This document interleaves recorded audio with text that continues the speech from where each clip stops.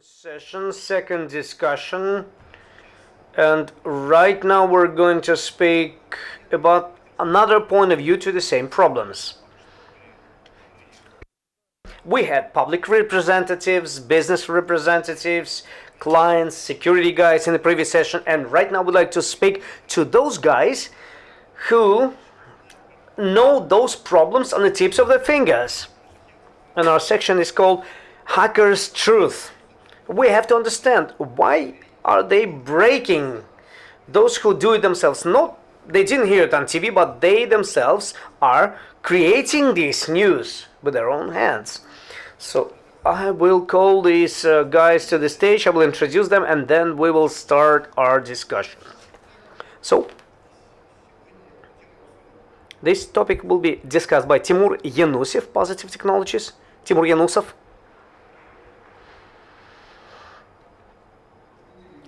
Dmitry Yevteev, Headline Security.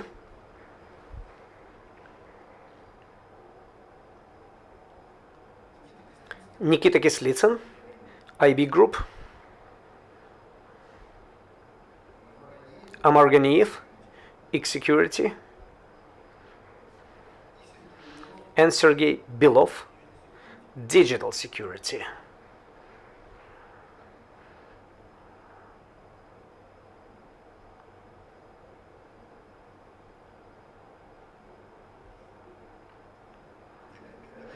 So, let's talk.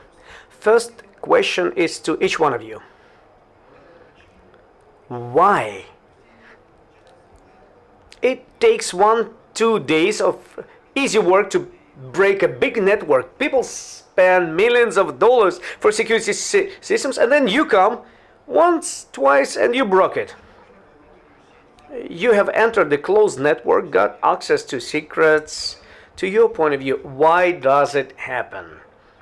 Okay, Timur, you're going to be the first one. What can you say about it?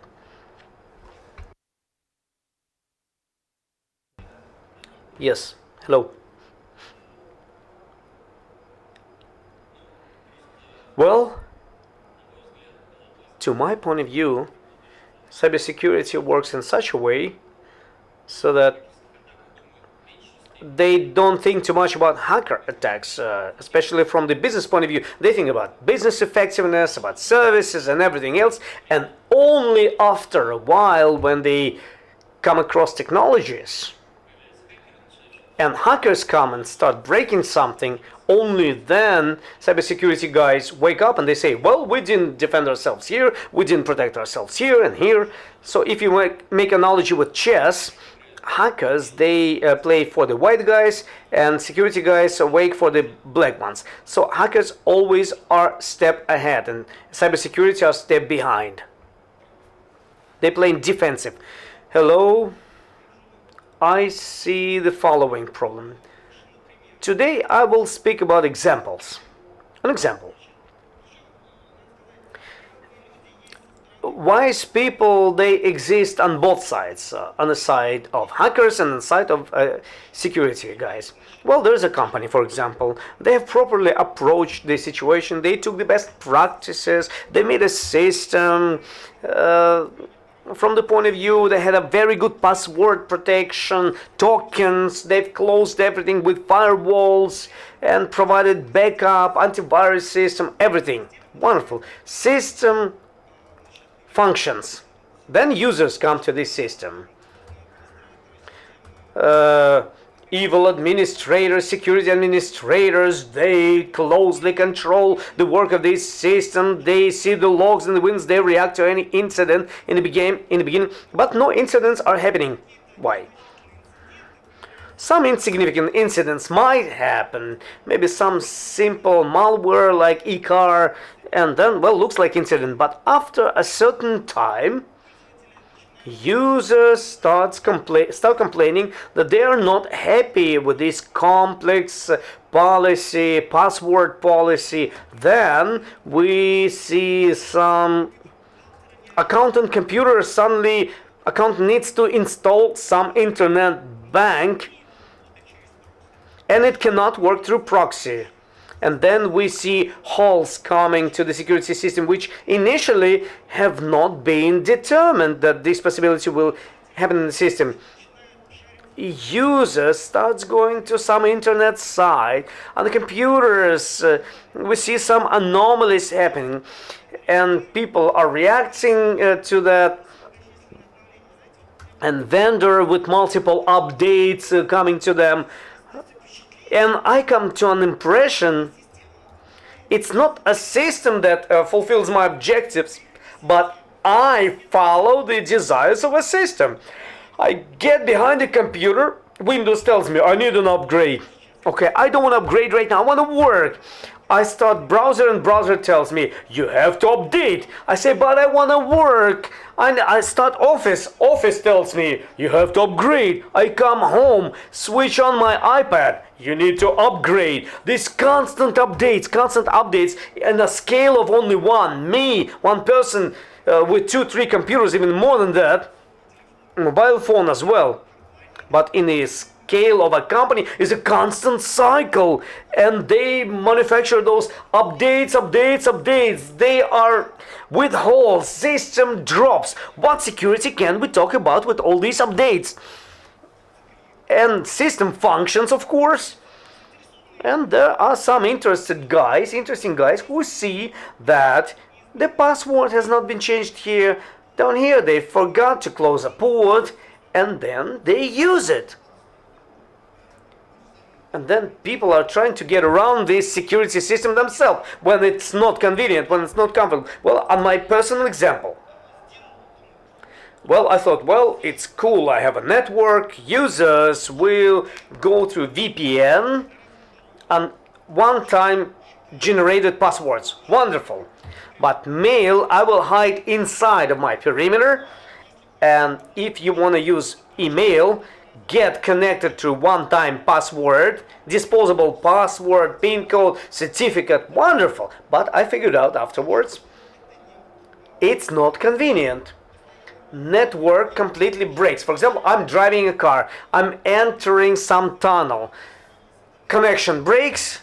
Connection with the internet breaks. One-time password cannot be switched on, so I have to introduce it once, another time, third time. So I've realized it with the perimeter of protection encoding SMIME. Wonderful. SMIME. I see after 1 year, everybody tells me it's not convenient. Let's email come to my external mail. Okay, convinced me. Not convenient, let's do that. Question number 2, I have it immediately. Let's not encode it because I don't have, because it's so difficult to install this certificate. And then suddenly, from that initial concept that I was introducing from the very beginning, I have reduced following the business process requirements. I suffer from it myself because I want security to be security, but it's not convenient.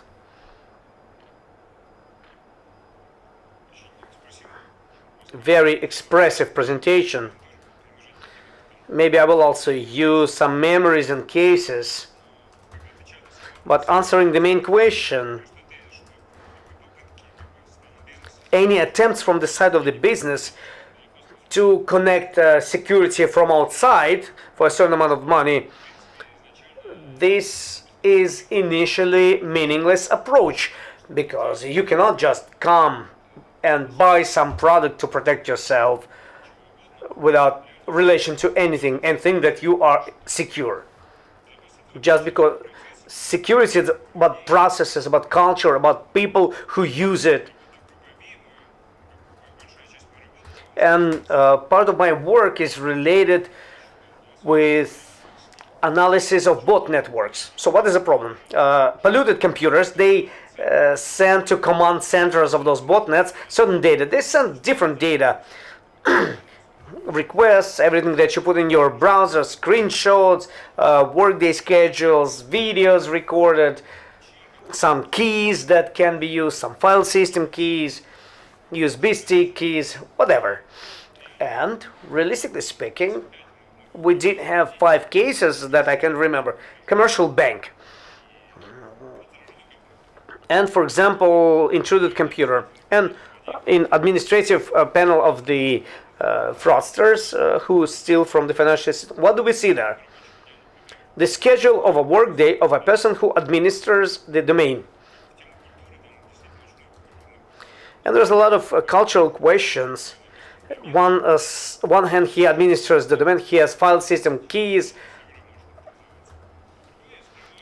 Another side, he spends time in contact, in the chat, and it's not a story invented. These are real screenshots that were documented. And the question is how this computer was exploited, the model, which model was used for exploiting. Maybe by accident it did happen with some exploit bug from some popular site. And here's the case: person administers domain and his device that he can authorize to his infrastructure, even small infrastructure, but it's a bank infrastructure. If it's a regional bank, it's hundreds of millions of rubles which could be lost.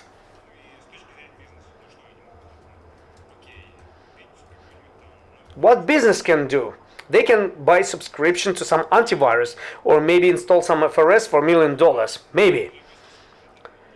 But security will not improve because of that.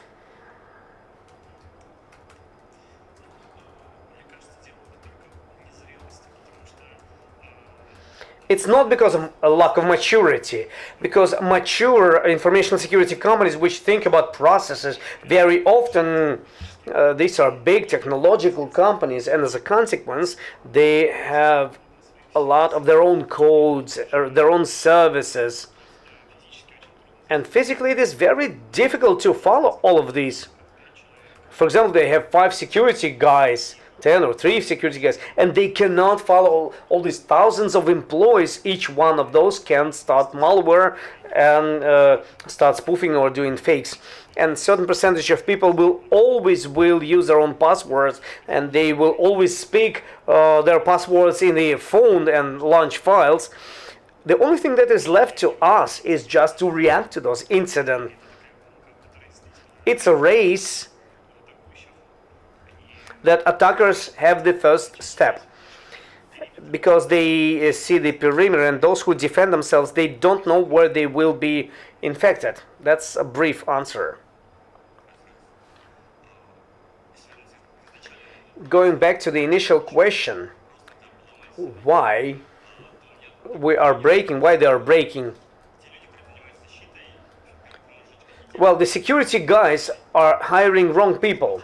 My opinion, the company says that we need a security guys and we need to introduce SDLC in the company. But honestly speaking, they need to hire offensive security officers.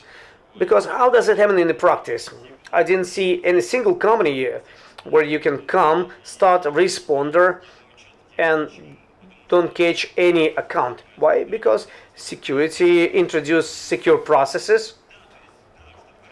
So what is a responder? Why do they take the domain part so quickly? The same thing happens with the offensive guys. They come there and finally it's a Hydra or anything else, and by default we have bought automatic scanners, and suddenly we start doing an offensive approach. But my idea is that if you want to build a defense, you have to take offensive guys in the team, those who worked long time in offensive. Nikita, question to you. How often can you evaluate in which percentage of big companies internally they have broken computers, infected computers with powerful botnet, according to your experience? Well, looking at those numbers that we see working with big companies, discovering their data, and the data that we discover from botnets, for example, if you take 1 year period of time, I think that more than 1/3 of big companies are subject to such infections. honestly speaking, it's difficult to evaluate the threat working with the botnet information, because external addresses that we find, that ABC Bank, for example, yes, it's understandable. This situation can be warehouse employee or maybe the administrator of the network. Of course, there could be different levels. So it's impossible to find a direct link to a direct employee, but significantly, yes, about 1/3. And in the recent year of our work, even biggest clients, big banks also, with DMZ perimeters, they are not thinking about it so thoroughly. For example, agreement.exe, if a person writes a good text at the given moment of time, it's a realistic situation when people can open those files and get their computers infected by giving the access to their computers without any difficult attacks, any complex attacks. Well, it's an interesting topic, and it's a conference when we have people from both sides, those like Sergey Afanasyev and paper security guys. So these are people who understand nothing about possibility of them being really broken in. So according to your experience,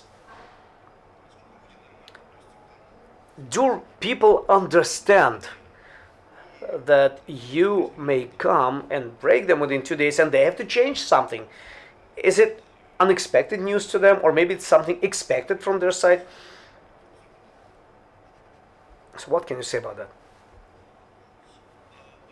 First of all, I've told you that I don't think that people who build security, they don't understand. They do.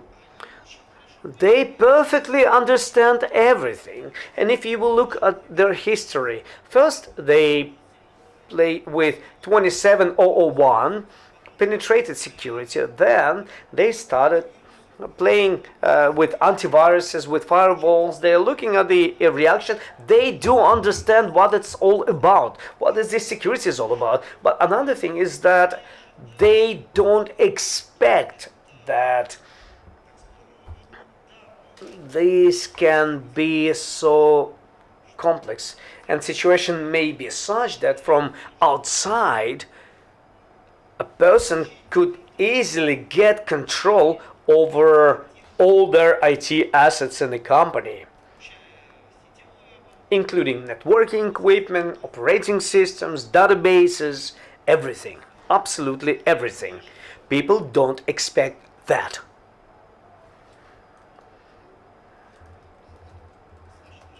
But from your point of view, it's a question to each one of you. Let's imagine that it can be broken. People should understand better how to defend themselves. But it's a question to each one of you, Sergey, Dima, Timur. For example, Sberbank management calls you and says, well, we have such a situation, we're being broken and hacked. Well, take as much money as you want, do whatever you want, and take money for yourself, but build me such a system so that I would never be hacked. But if I will be hacked, I will cut your foot away. What would you respond to this situation? I wouldn't go for that. Nobody would go for that. Nobody. Timur would. No. Don't look at me. If you are in a lose-lose situation, you have to understand that you will lose your foot. That's it. But you are often being condemned by people responsible for security, that to break is much easier than to defend. Because to defend, you have to understand everything. But to break, you just need to find 1 or 2 bugs. Well, I disagree with this position. Speaking about pen testing on positive technologies or maybe some other platforms, I don't want to make any advertisement. In Headlight, for example, I did have the following approach. That pen tester's objective, pen tester, not attacker, but pen tester, his objective is to maximally cover the whole system as wide as possible and don't try to find some application to break it. You have broken.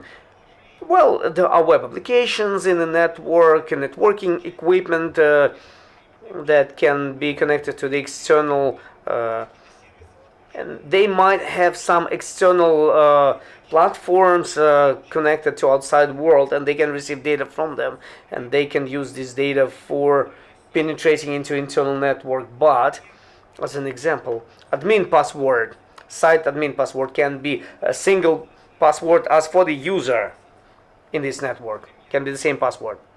Well, it can happen. But let's see. The question is following one.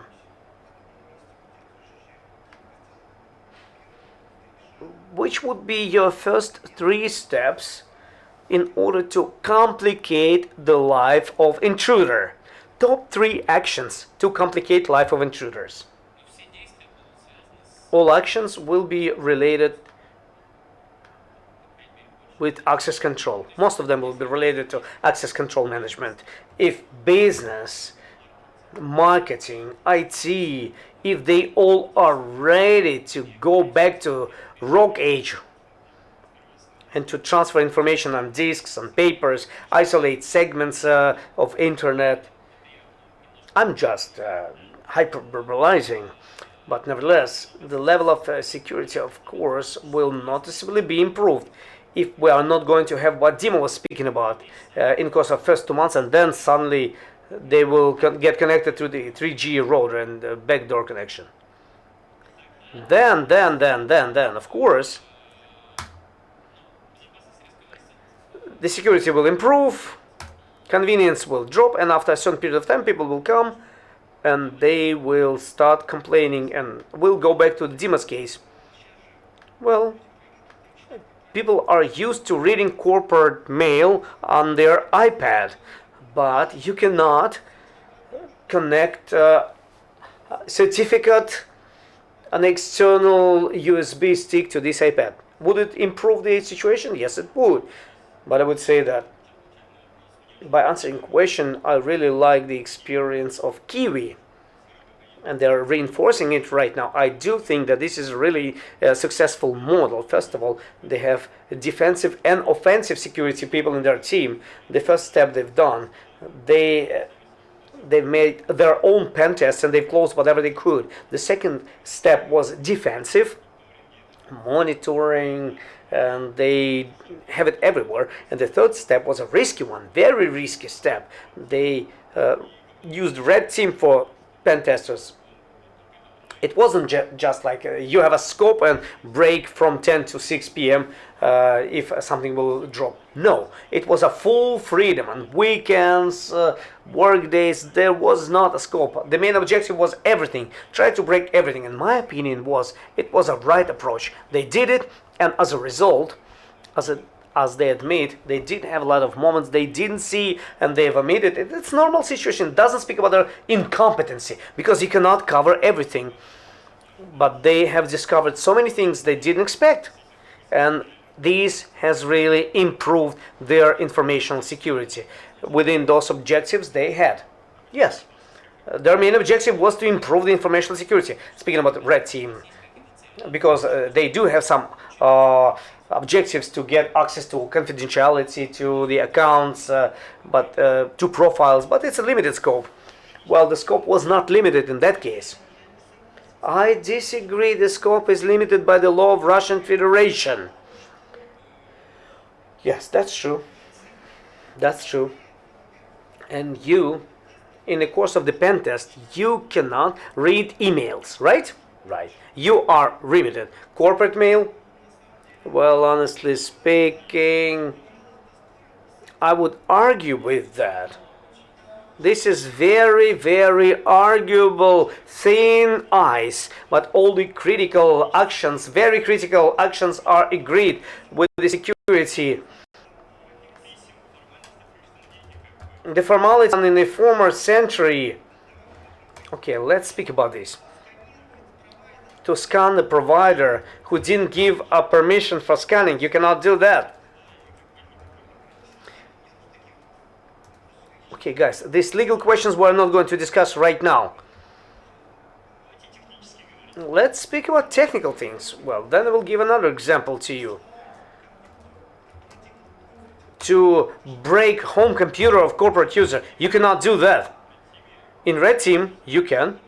No, you cannot, because you violate the law on private security, private information. But do we speak about technical things or the law?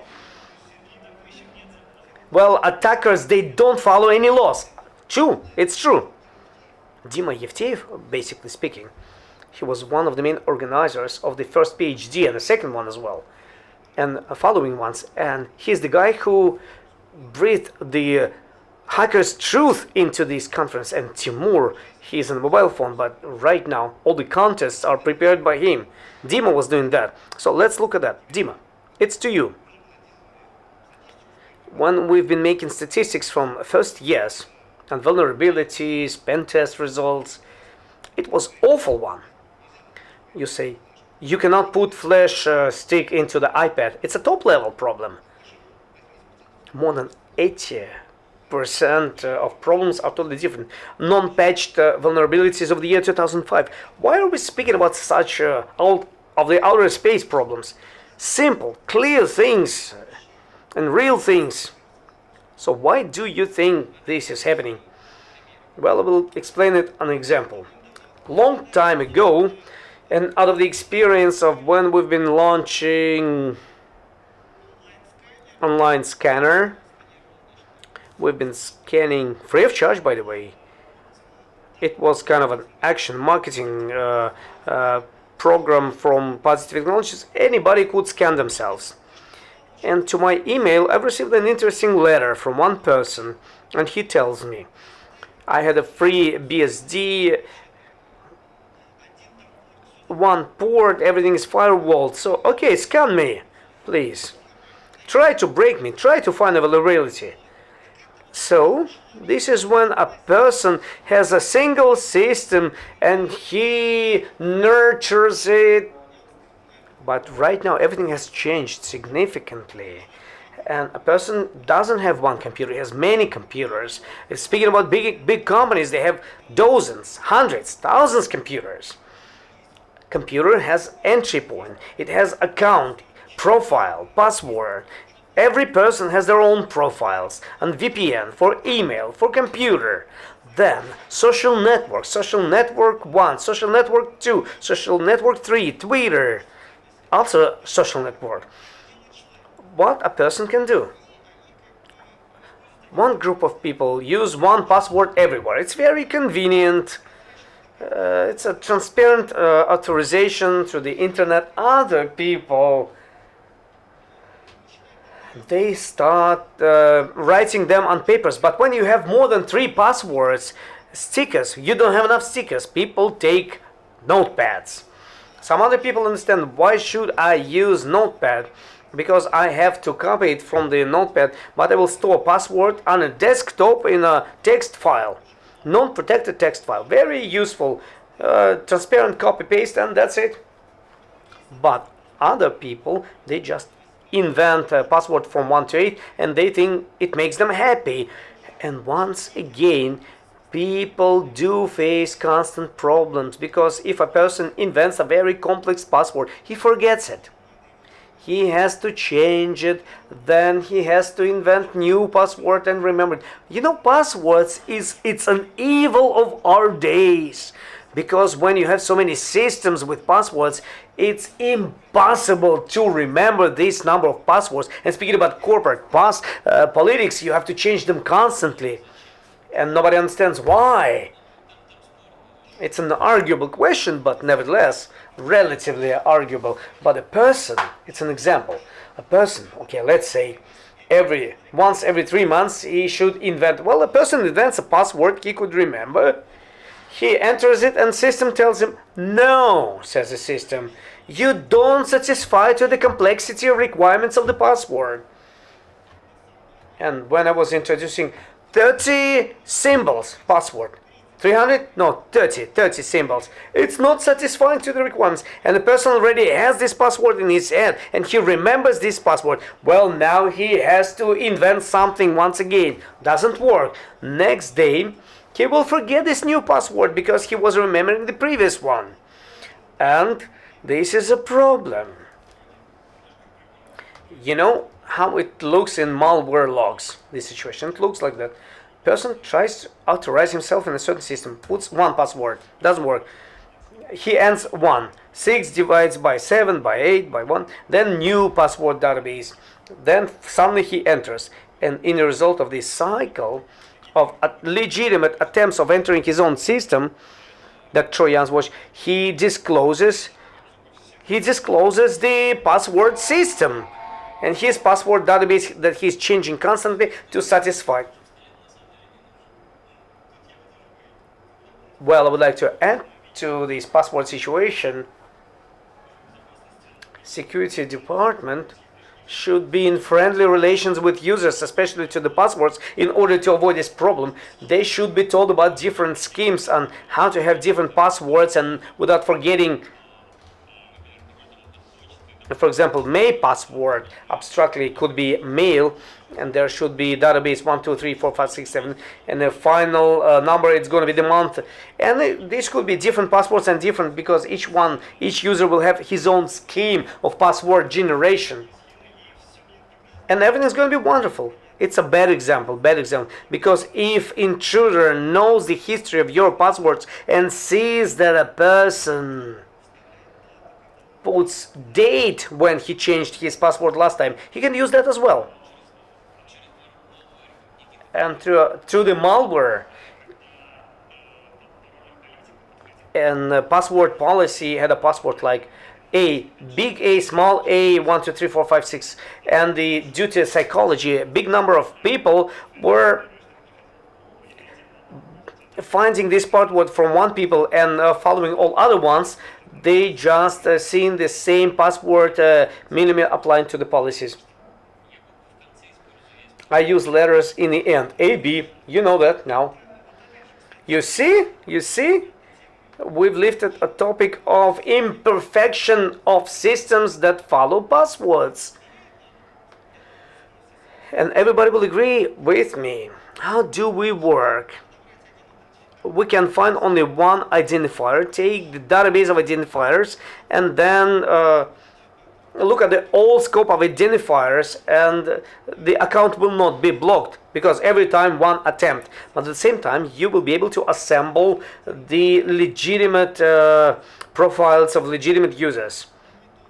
It's a methodology of doing a pen test.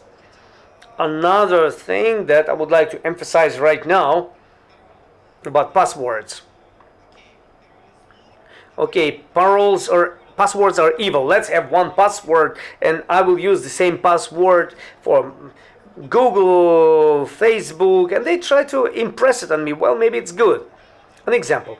Recently, I've been making a site on a free hosting provider, and I've seen that my sister, she's a simple user with passwords are crossed out. She was changing them many times. She doesn't remember which password is working. I look at that place. Well, it's wonderful. You can authorize yourself by Gmail, through Facebook. I say, do you have Facebook? Wonderful. We have got authorized. Wonderful. I think, okay, finally, this problem has been solved for her. But then there's another problem.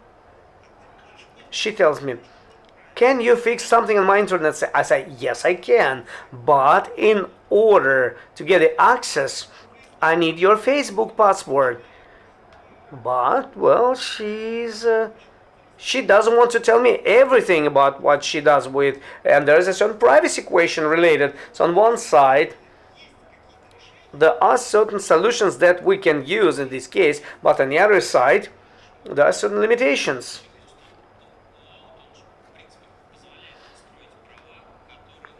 And you can give a certain, if the original account allows you to give the rights not only for yourself but for other applications, well, it's a partial solution. ACL is a big one. You can to enter the account. You have to enter this account. It's the only problem. Ideally, you have to extend it by the fact that you're saying that, well, give me access to this and to that resource. Possibly. But these are the sites which allow you to get registered to the social network, and then the password is being generated and sent to your email. So that's how the problem is solved. So the password is being generated for you. You enter through the social network, and then to my email they send me automatically generated password. That's how it works. And then you can continue using it. Well, you can enter through the social network or through your own password. But then there's another thing. Well, user have received the password, he is happy, presses it, and then this letter will stay in this mailbox. Well, storing passwords, but there should be a certain expiry date. There should be expiry, and the system will re-update this password. Well, it's a good topic. Well, I would like to speak about authorization. It's an interesting topic, big topic, and I would like to go to the topic, not our topic, but target attacks and things like that. For example, by answering a question, what can be done for a lot of money and which are the best experiences? Well, in every topic there are best practices, like blue team, red team, wonderful. It works for every company, and in an abstract bank, head of the company would also offer this vector to develop. But whether it's enough to all of us. Is it enough to us? No, it's not enough. So, separate topic, target attacks, fraudulent software, and then it enters internal network. What can be done here? We can remember Facebook as a company. Big company, they are good in security, and they have publicly written best practices about this particular topic. What do they do in this direction? Retrospectively, they accumulate a lot of logs and connections which are being generated by their infrastructure, passive DNS, all the connections, all HTTP requests. Then they record traffic, all the traffic. They have special office and all the computers. They record all the traffic, so that in the framework of a certain time period, if they need, they can add and reproduce some attack.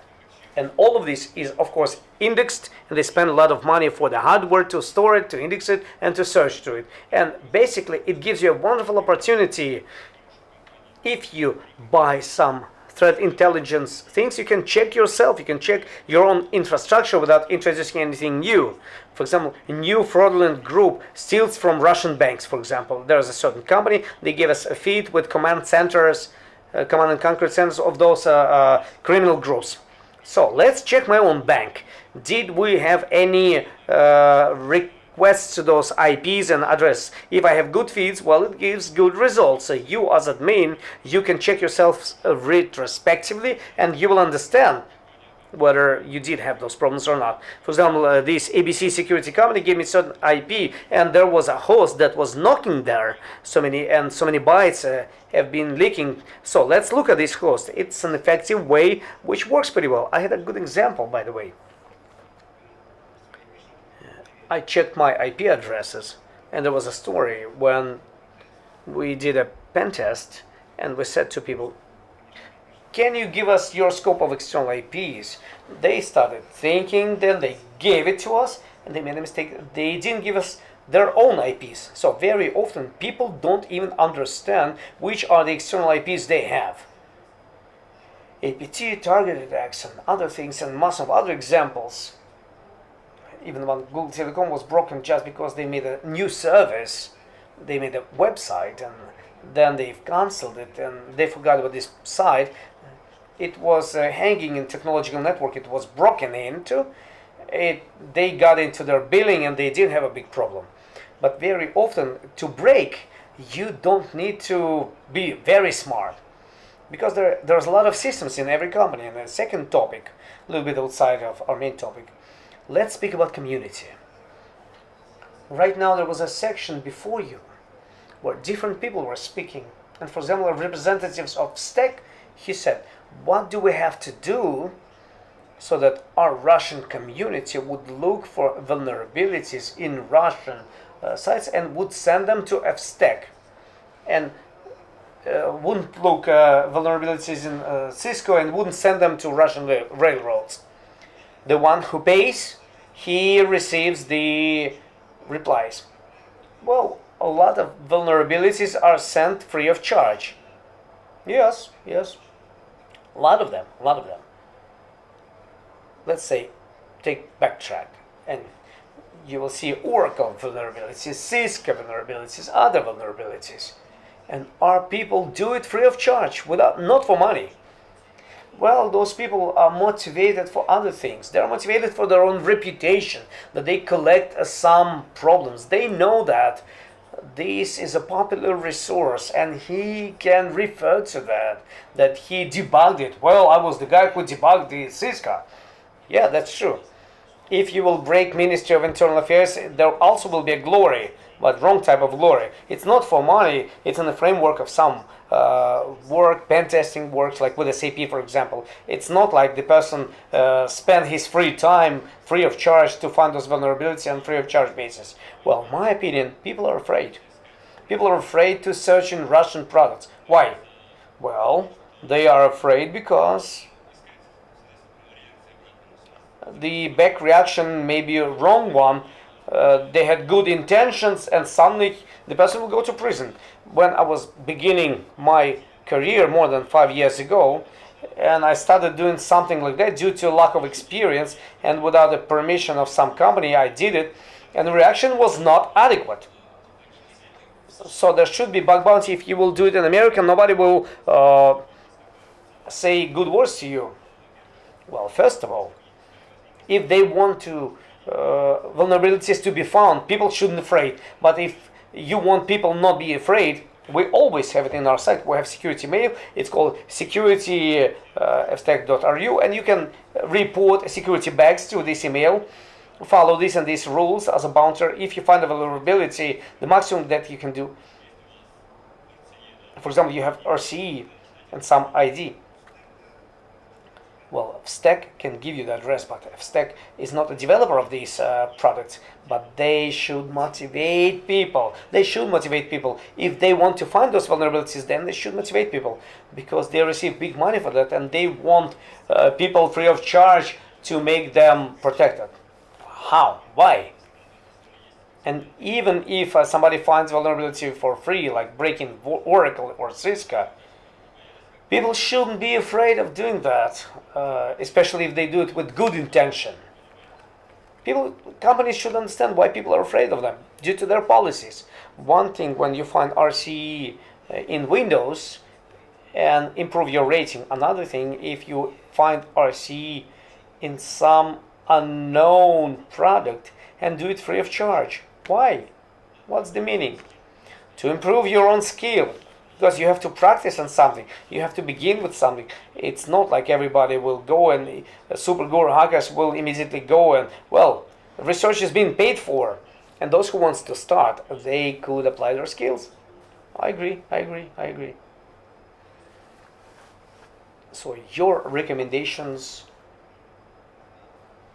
for example, some Russian manufacturer wants to make a bounty program.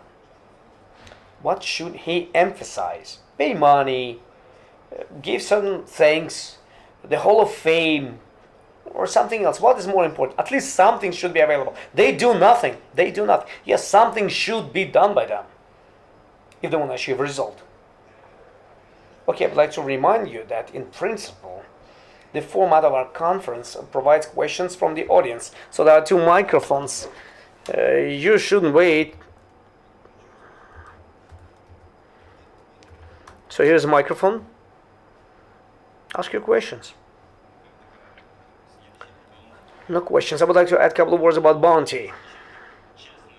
We have to honestly look at all mistakes. For example, Google has a page where they describe vulnerabilities found by bug hunters. It's a wonderful thing. How it was found, how it was broken, and how did they pay to those who found it? Nikita properly said one thing, and I completely agree with him, that system that he was speaking about really allows to protect your site. But what's interesting about it, Facebook is ready to spend money for it, and they spend money for it. But do we have a lot of Russian companies who really are ready to spend money for it, resources for it? And you should also think about salaries of people, because if the system will just collect information, and here's a dead box laying down there, somebody should watch this dead box, and everything's related to money. It's all about the money. The question? Speak in the microphone. Speak in the microphone, please. Please. Hello. I'm Yekaterina, and I have a question about passwords. What do you think about the fact that iPods, iPhones offer to generate password more than 16 symbols each, and the fact that they all are auto-filling on the iPads for one profile or account? Well, we've been speaking about it, by the way. I even remember the solution from Aladdin, who's been offering to use tokens to generate passwords and being security administrator. I even bought for it, because a big password that is known by my token, but even I don't know it. But as I learned from life, it's very difficult to use it. And I'm against iPad passwords, especially a big number of those passwords. I'm speaking about myself. I've bought new iPad, and it asks me to fill additional 2 numbers. And I will admit to that nothing smarter than do 1 in the end I have not invented. Why? Because I cannot remember so many passwords. Believe me, I cannot. I think the password topic is the most important topic for all of you. You see, guys, another topic I would like to discuss. You all work in the industry many years, and you have certain practical history. You have a question? Okay, hello. It's about passwords. Big number of people cannot remember big number of passwords. That's true, especially if they don't know about computers. But are there any proposals for such people so that they could use different passwords to improve the security, but not forgetting them, so that there would be a certain storage with maximum protection?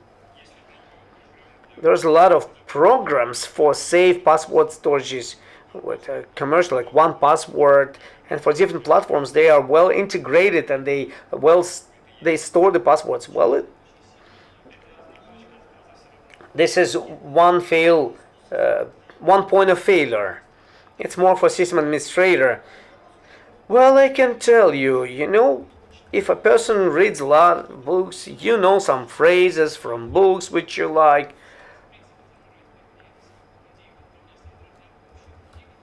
For common people who know nothing about it, keep us. Same companies, they should understand the passwords, but to make it so that it would be difficult to access for the intruder. Well, you have to talk to people.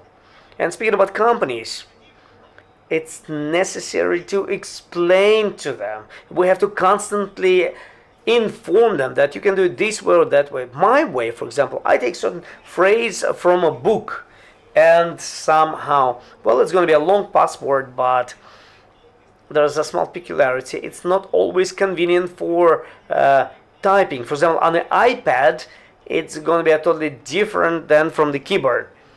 Another question, but don't ask questions about passwords, please, please, please. As I remember, Sergey was speaking about offensive in the team. Will it be a red hat or black hat? Criminals. Well, You've been speaking about violating the law during pen test break-in, and ideally speaking, one could break something. Offensive security doesn't mean that you're a black hat or you violate the law. It doesn't always equal. Offensive security is that you are offensive. That's the only thing. Okay, thanks. The question was that if you change, if you look for a person who is not in a legal field, and you can be useful to your company by understanding that that is the problem. You hire a person who will break it and will start blackmailing you.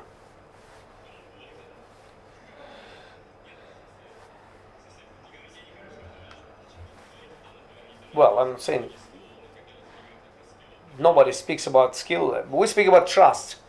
I can tell you a small story. Long time ago, I found on my computer, on the computer of a girl in the HR department, she thought that her boyfriend was doing something wrong. Let's say that. She was suspicious and she wanted to get access to his mail.ru mailbox. So, what she does in this case? What did she do? She was searching how to break mail in the Google. Download this program, install it, and we have caught her when she has installed this program, and we have followed what was she doing. And she was a very clever girl. She has found who breaks for money, and she tells him, when you will break my boyfriend's mailbox, I will pay you money, but can you give me a screenshot of that inbox, and only then I will give you money. And we thought, oh wow, what a smart girl. This is about black. What about question? Well, hello colleagues. I'm listening to all of you right now. It sounds wonderful. I'm the defensive security, and in my world, the world of pink ponies and beautiful world, I build temples. I come to the clients and they say it's wonderful, but why it costs you so much? Why it costs us so much? So I believe when offensive security, if we really build it seriously, it also costs a lot of money. But for the big business corporations who can do it, who can allow it, we come to the mid-sized business. They do have some money, but they don't have money for best practices. How can we combine all this together? And such companies, most of them, and they are broken because they don't care about security. They are interested in business process. So what the question is all about?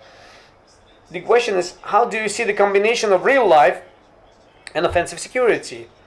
What people should do, especially those people who don't have money for that. You say people don't understand how to defend themselves because they don't have offensive security. But they say they don't have money for offensive. Offensive security doesn't cost a lot of money. And the team will be much cheaper than introducing, you can do pen test every day, every month. It's going to be much cheaper than installing one hardware, which is going to cost you millions. Well, I disagree with my colleagues from this point of view, because it's like this offensive thief, it's like a treat from all the problems. You can do pen tests every day instead of installing some piece of hardware that will defend you from something. Because, well, what is a pen test? Something doesn't work properly. The load is on the administrator's shoulders. So when you do pen test every day, my apologies, sorry, but it's not a good approach. My opinion, honestly speaking,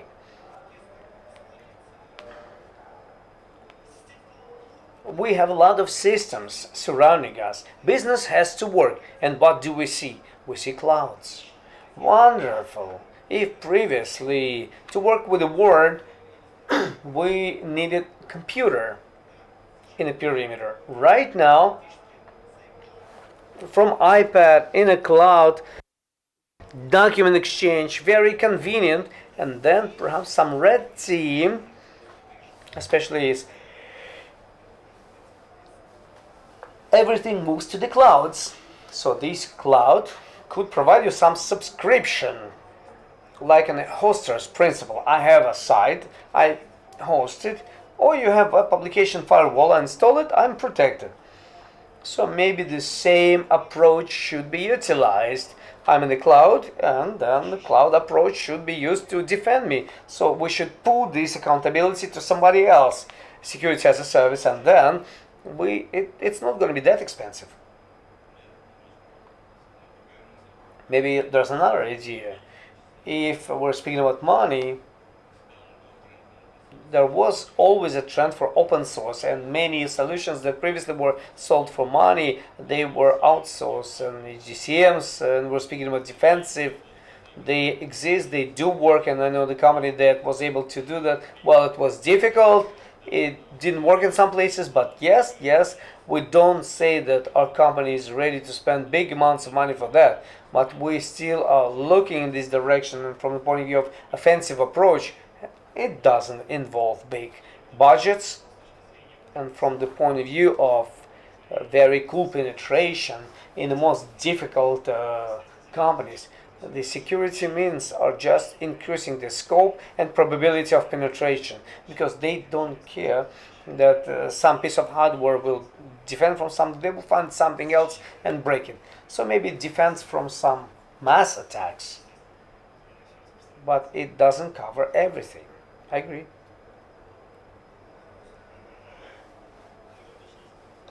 Did you answer your question?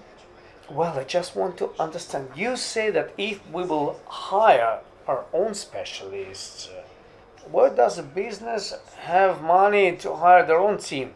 But can we outsource red team in our Russian realities when people don't trust clouds with their data? How can you check outsourcing and pen test it? Why can't we start a project and make a Russian cloud, for example? The world is built in such a way so that we have to trust each other. We do have to trust each other. It's Dima Evteev who's saying that. Dima, you're absolutely right in saying that. I completely agree with you that we cannot go without trust. And we together, when we've been working together, we've done a lot of pen tests. We've done a lot of work together where we have received access to clients' data. Clients have trusted us. They understand our situation, they understand our reputation, and they can really entrust their data to us. It's not the biggest problem. The biggest problem, well, on this market there's a big number of companies, new companies. There are old companies. And reputation on this market is the only thing you have. If you do something wrong, well, you break your reputation, you're dead. So it's not a problem about the trust. I think it's more likely the mindset problem of those who want to defend themselves. If you want to really defend yourself, he will find the money for that. So I agree with Omar. These are not such a big money. Sometimes people spend more money for some other awful things. Vasily, I would like to go back to Russian security means from the vendor's position. How much it costs to search for vulnerability? What is the minimum price? How much will we agree? Yes, I understand the firewalls, but I'm from the cloud company. If it's going to be a virtualization platform on an OpenStack basis, so to search vulnerability in this one, the prices of which one of you, the minimum prices, can you give it to me right now? You can open hackerone.com and see the prices. No, your prices. Everything will depend, do I have time, and very often don't search because of money, but just because they have time. I don't participate in bug bounties because I don't like it. Just an opinion, how much would it cost? Minimum. Well, security means which are sold for many millions of rubles. Big vulnerabilities cost hundreds of thousands of rubles. Yes, I understand. If it's a binary one, binary vulnerabilities, their price is much higher. It makes the price list even higher, and to exploit it properly, it's so much more expensive. So do you need just POC? I don't know, just re-record that controlled value, or you need full-scale exploits. If you do it for yourselves, POC will be enough for you, and your approach should be the same. We accept them, LP, wonderful. LP, if you accept it, people will be happy, because most often LPs are not accepted anywhere else. I'm speaking about those companies which buy vulnerabilities from everybody else. So the question is about ratios. If you will build a proper relations to the program, everything is going to be wonderful and reputable. 100,000 isn't enough as a minimum one. With the price of a product 1 million. Well, it depends on how complex is your problem. So if you want to find this vulnerability, you should be an expert who knows this product and receives much more and sells exploits legally for hundreds of thousands of dollars. He will not go for some stupid thing for 100,000 rubles. Well, he will post it free of charge. Well, it's not a problem that we don't search for this. People are searching and then put it in public, especially in Twitter. In a month or two, I've seen a lot of stories like that in Twitter. Yeah, we read them. They search for them because they are available. It's a good question. Good question. What should be done? And I will add to this question, what should be done? We are Russian vendor. How should I talk to you just to search for something? How do you see this? What the vendor should do? Download at the site. Will you install our virtualization platform? Why not? Or the cloud? No, of course. If everything will be deployed in my... Yeah, you want to put it in your office and then hack it so that nobody would log anything. Of course, of course. Thank you. Let's go to the next topic. You all are in the industry, and from the practitioner's point of view, you do pen testing, you analyze incidents, you provide consulting to the clients. What trends do you see in recent 5+ years? What has changed on the market from the methods of intrusion, from incident point of view? If previously one could put a user in a defensive perimeter and control him, right now our users are outside of this perimeter. And very often they exchange corporate mail information through some third-party public resources like Gmail, through the social networks. Before, one could fight against it. For example, if you don't provide Wi-Fi, but right now everybody has his own mobile phone, iPad. So information circulates freely. Even photo cameras. 7 years ago, photo camera was a simple photo camera. Right now everybody has a photo camera in their mobile phones, and those methods of protection of information which were applied 7 years ago, they are not effective today in current realities. What means of protection are not effective today? For example, we had a protected computer which does the encoding. Microsoft has a solution, I forget the name of it, where the document is noted and then it's being encoded, re-encoded. You can open it, but you cannot copy anything. But you can make a photo of this document. When they've started doing that in year 2003, Microsoft, I was at the beginning, and in Microsoft they've been showing a funny video when there's a monitor is brought to the scanner, and it's a method of receiving information. Security, people think that firewall protects you, but internal network can be connected. So firewall doesn't work every time. Well, these technologies are developing. They are developing, and the approach of the intruder, Nikita, can tell you about how the Carbonite group works. It's very important. About 4 years ago, one security guy have told me, he told me, well, you are able to get connected to the database, but you don't know what kind of data it contains. How do you realize the problems for us? I say, well, I will search for interface that works with this database. And right now I see from Kaspersky and from IB Group on how the most successful APT groups works, Carbonaki. They write from computers what users do. Then they study it and then they copy it, reproduce it. If previously they just break site, right now they study how users are working, then they try to reproduce these users' operations, and you can see they achieve their results. Okay, thank you. Speaking about the Anunnaki topic, or Carbonaka, whatever you call them, there was an interesting situation, technical situation, about which common means of information security are not working very well.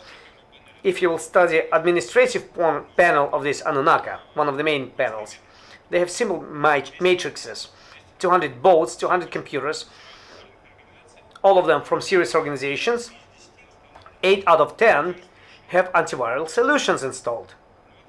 That's the answer. This is a criminal group that have stolen 7 billions of rubles. Not the most successful, because right now there's even more successful groups like Work or Corcom. It's even difficult to see who is more successful, but it's the case. Companies have entrusted to big vendors, to big companies, which undoubtedly are very good manufacturers of antiviral. But in this situation, it didn't help them to specific computers. They got infected, and people have brought a lot of additional software together with them to the means of communications. Within a month or two, they've been cascading this attack. They've been studying the work day of the system administrator by recording all his actions, and then knowing how the system works, when what can be spoofed. They've done illegal transfers. It cost, in each case, hundreds of millions of rubles. So the attacker is much closer to business than security guys, than information security, and they understand processes much better than information security guys. And speaking about the technical part of the attack, I would point out that previously there was a lot of different software inside of the company that worked. And from the point of view of attacks against the company, you just had to, like HTA that has been working, but right now in the requirements it's included that cross-browser, so it's not so easy to enter the company from outside. And from the anti-infrastructure attacks, you've mentioned firewalls, I would mention IPv6 introduction. How it works right now, very often interfaces, IPv4, IPv6 interfaces, and if we are binding all the interfaces, IPv4 and IPv6 are being binded, then we see misconfiguration in IPv6 networks when they block only for IPv4. Then to v6 we can also get in touch. And these are events of the recent days.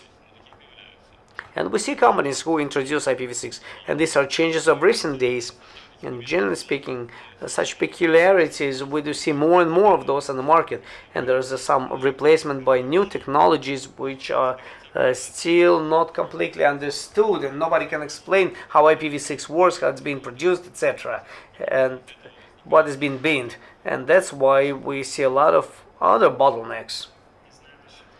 I don't know about new bottlenecks, but recent pen test, month ago, internal pen test, basically speaking, it has ended in 10 minutes after getting connected to the Ethernet, because a vulnerability of the year 2009 was discovered. It immediately gave domains and admins, and it happens every second time.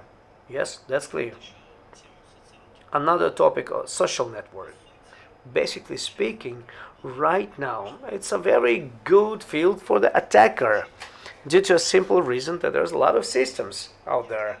And if previously person does have corporate email and it's the only thing that connects him to that attacker, but right now people have too many channels of communications with the external world. Attention of a person is disturbed.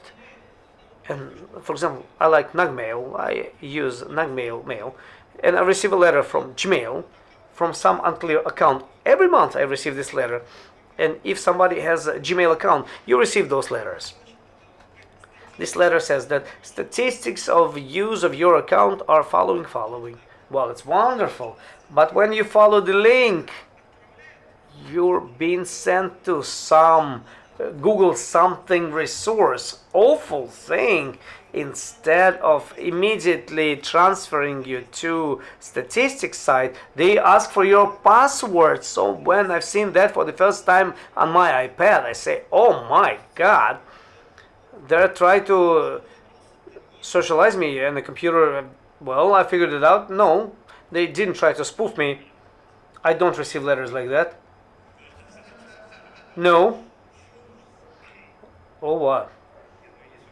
I have a question. Can you tell us, please? You do have great experience of pen testing. Did you have an experience of pen testing of foreign companies? And how is it different by mentality, by mindset of our domestic companies? Which things you immediately can differentiate them by from our companies? Well, they have clear procedures. That's what I can say. If they tell you, we have an interval during which you can do the pen testing, how much do you need? 3 hours. Okay. In 3 hours they come to you and they ask, have you finished? And then you have to clearly keep to these time frameworks. From this point of view, they don't give you such freedom like with Russian ones from external perimeter. Yeah, we can do it anywhere, however.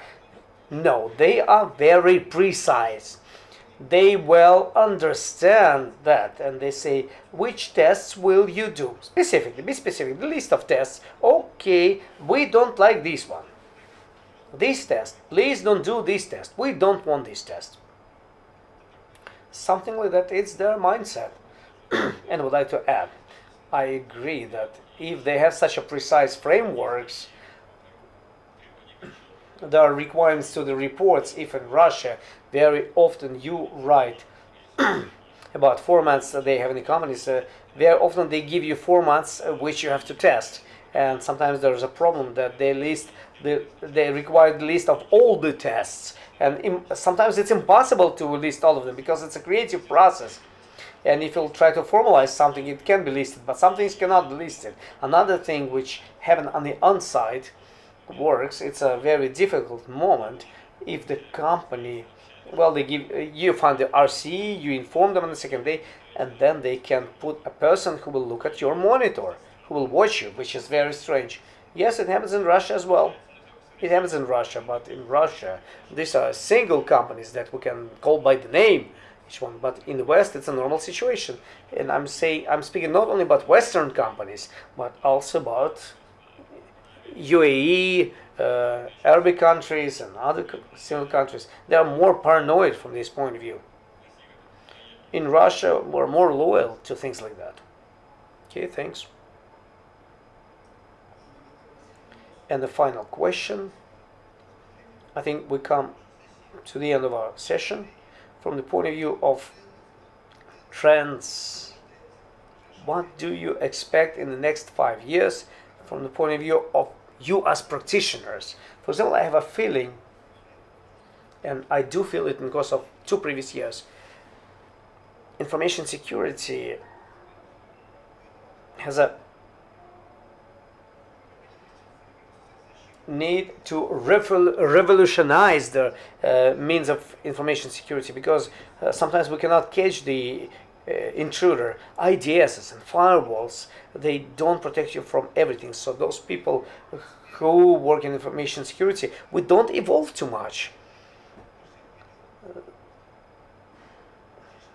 So the need for classical IS means will get away. So in the next 5 years, what do you expect? And what would you like to see? Maybe there are some things that you don't expect. So what are your predictions for the next 5 years of information security?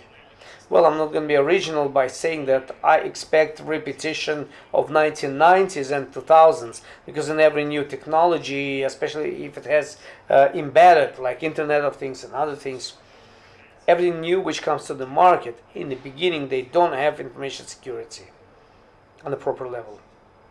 But speaking about corporate networks like banks, telecoms, well, I think on a step-by-step basis, everything will become more and more mature. You can see it from statistics, and there are studies about the number, especially if you go into the application, the vulnerability statistics posted on backtrackers. You can see that web applications since 2000 till 2008, we see a higher number of exploits and vulnerability, but after 2008, their number has dropped because a certain breakthrough happened and developers have understood about those vulnerabilities and they started working the frameworks, and they don't use their own code but tested and checked language.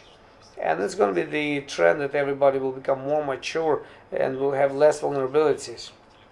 And speaking about banks and telecoms, 5 years is not sufficient amount because they are trying not to change everything, and they work with same things for 10-15 years, so they should apply changes after shorter periods of time.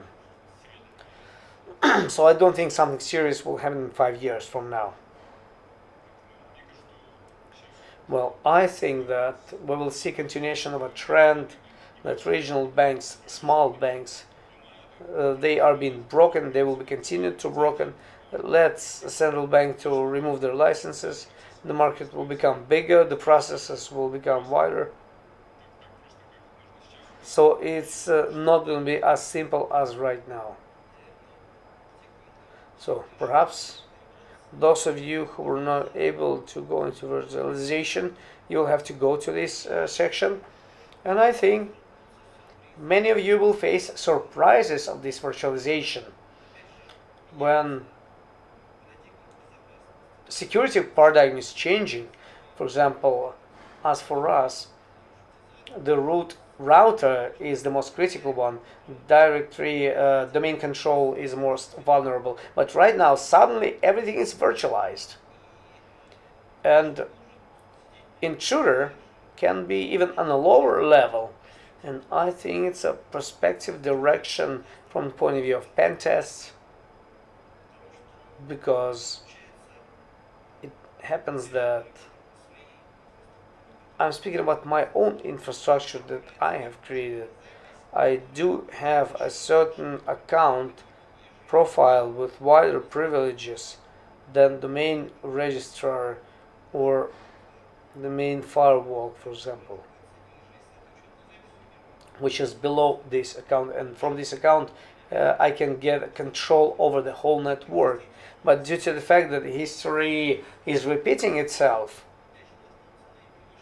again, we're coming against IPv6. We will have a lot of new obstacles, unexpected obstacles that we have previously passed. Well, that's perhaps what I see. Questions? Hello everyone, my name is Mikhail, and I would like to ask you the following question.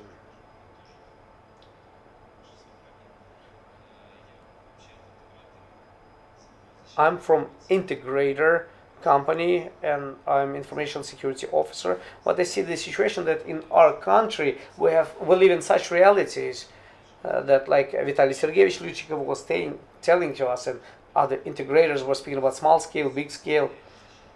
The information security is very formalized. Why?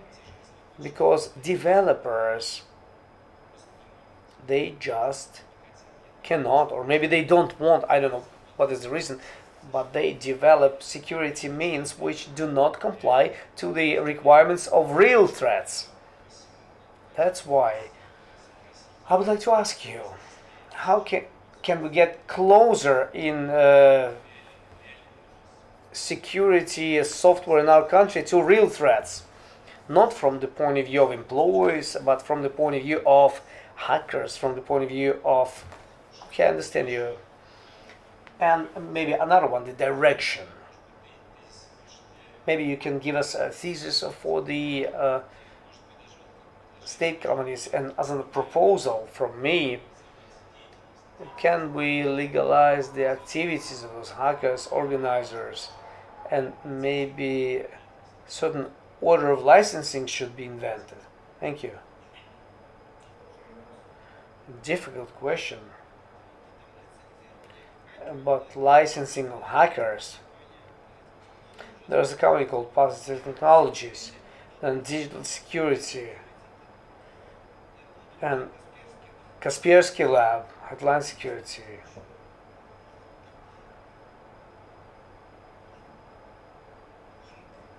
Then Roman Inc.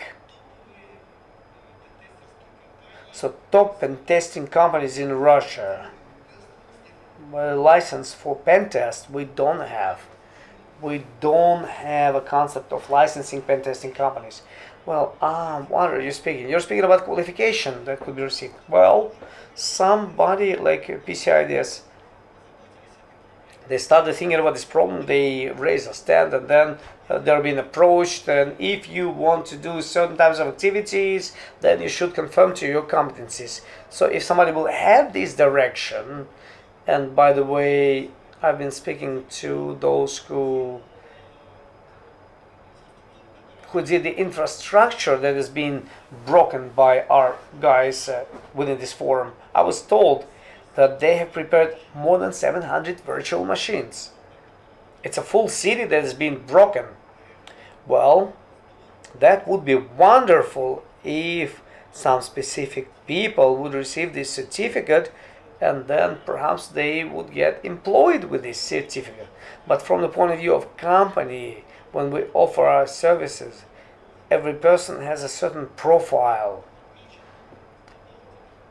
that he is working in this bug bounty, he did pen tests in those industry, he understands those and those topics, he has those and those certifications.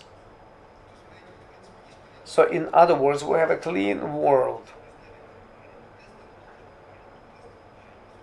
Well, to be a normal pen tester, you have to be a good pen tester.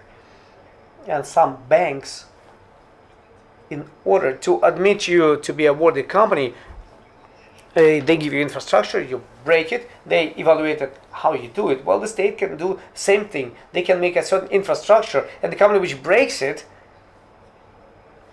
and finds vulnerabilities is considered to be a worthy one. So it's not so difficult to be done technically and organizationally, but it's a good way in which many organizations in the world are moving. Also would propose those decrees for state informational systems or APCS systems, which are critical from the point of view of our authorities.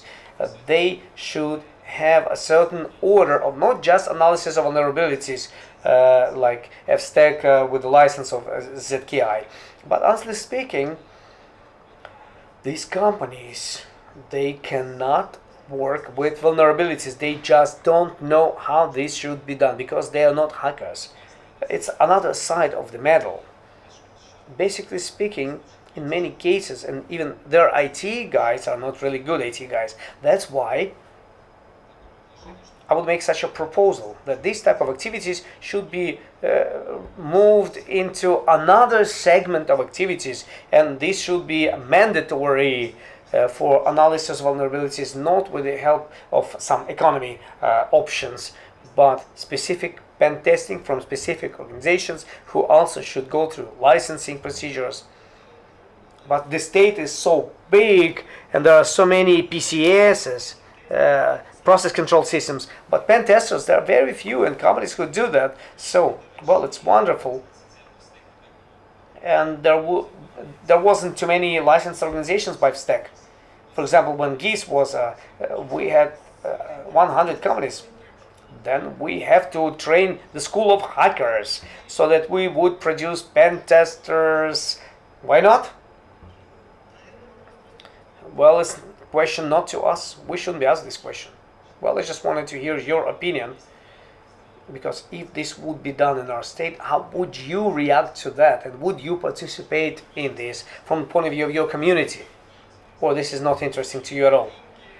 For money, do the analysis of APCS. We do the automatic process control system testing for money. But what the state should do in order to attract you to this work more often? Right now, it's kind of half voluntarily a desire of a client. They can call you, they may not call you, but how can we do it more organized? Because in Europe, as I know, their public portals, municipal portals, they have to do pen testing every year. It's a normal obligation. In our country, they're not obliged. That's it. Well, perhaps like PCI DSS should be done, but industrial one for public companies.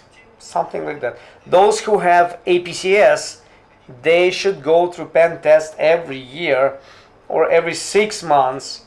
They should go through the audit of their process control systems, because pen test doesn't remove the audit. Audit is also a good thing depending from who does it and how they do it. And I would briefly tell you that there's another problem. You have done a pen test and you should pen test the PCS, but vendor should not remove those vulnerabilities, so it's going to be a vicious circle. And there's no patch and the software is not support, so it could be a vicious circle. Hello, my name is Vasily. Can you tell me, please, from the point of view of pen testing, whether it's possible, especially in the best practices, to provide certain minimal protection for infrastructure? Minimal, yes, but you have to understand that we see interesting substitution of concepts. In my practice, I've seen a company which told us that we are ISO 2701. What they've done? They took a certain section, and that particular section was certified. And after this, they said, well, we are compliant, everything's good with security. But during the pen test, of course, we didn't find vulnerability in that piece. We find vulnerability in another piece that was not certified. And even availability of this paper and that certified piece, they were vulnerable. We came to a certified part, but looking at PCI DSS, those who do it honestly, well, it improves the security. But in the course of the pen test, client can tell us, they say, please close your eyes for vulnerabilities in this part, because our system in 6 months will be different. But we have to work, they say. So from this point of view, we make clever things. We put it in a report, but as an application, and then as the next step, the client, whether he is ready to show it to auditor or not. It's the objective. So there should be proper requirements which improve this if we follow the requirements.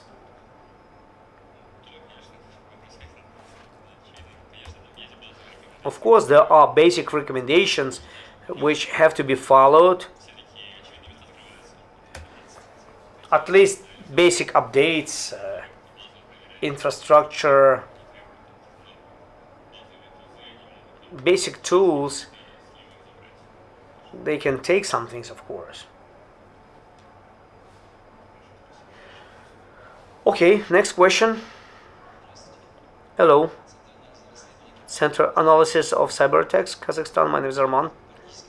I have a practical question as a continuation to the question of Mikhail. We have the following situation. In Kazakhstan, we have an acute question of vulnerabilities of electronic government in Kazakhstan. Articles were published. Are there any practical recommendations and advices on how to protect from bad quality pen tests? So formally, pen test was done, and this is something that we discussed. Formally they are done in the course of several years. Big budgets are given from the budget.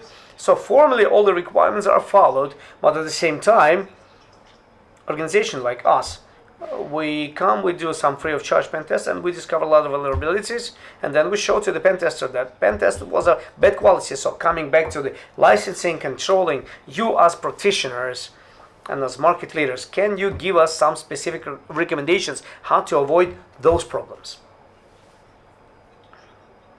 Well, it's an experience of our clients. There are mature clients who do pen tests, and they do it every year. What they do, 1 year they invite one company, second year they invite another company, etc.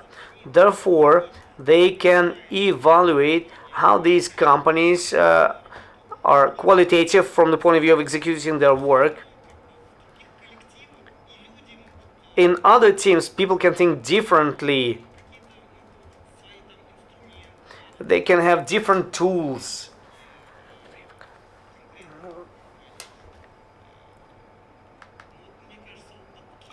I think Kiwi experience can be a good one. So it's the responsibility of the client itself. Yes, of course. Sometimes several companies are hired simultaneously in parallel.